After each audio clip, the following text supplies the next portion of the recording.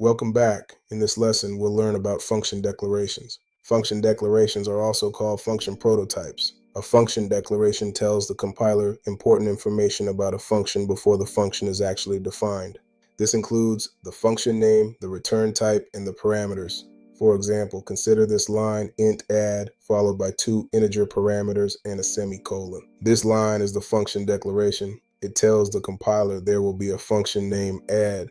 It promises that it returns an integer and accepts two integer parameters. Now, let's look at a full program where the declaration sits at the top of the file. Notice something important. The function is used inside main before its full definition appears.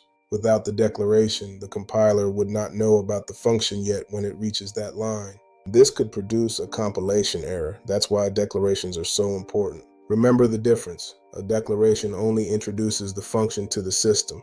A definition contains the actual code that performs the task. On the left, we see the concise declaration. On the right, the full curly brace definition. Large programs often place declarations at the beginning and definitions later in separate files. This significantly improves organization and program modularity. Think of a declaration like a movie trailer. It tells you what's coming before you see the full movie or the full code.